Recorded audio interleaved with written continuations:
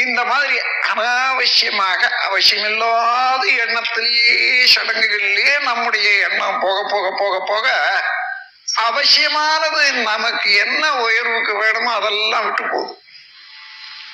அப்படி ஒவ்வொரு இடத்துலையும் சிந்தனை செய்யணும். இது எனக்கு அவசியமானா கோயிலுக்கு போங்க, சில வணக்கம் செய்யுங்க, அதெல்லாம் சரிதான். ஆனா 10,000 பேர் 20,000 பேர் கூடுற திருவிழாவில் போனா என்னாச்சு? அங்க எந்த தெய்வம் திருவிழாவில் இருக்கு? திருவிழாவில் என்னென்ன கிடைக்கும்?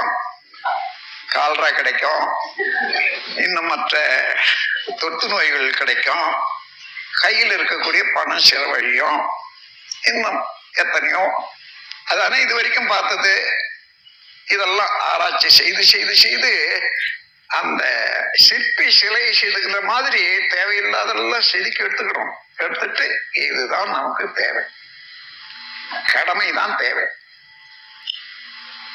என்ற அளவுல சுருக்கி கொண்டா சிந்தனை சிக்கனம் சீர்திருத்தம் என்ற மலை மேலே உட்கார்ந்து கொண்டு ஒவ்வொரு நிமிஷமும் தெய்வீக வாழ்க்கையை நடத்தலாம் என்று கூறி உங்கள் அனைவரையும் மீண்டும் ஒரு முறை வாழ்த்தி, நீங்கள் எல்லாம் குண்டலினி யோகம் எடுத்து பயிற்சி செய்த ஒரு மனவள கலைஞர்களாக இருக்கிறதோடு இன்று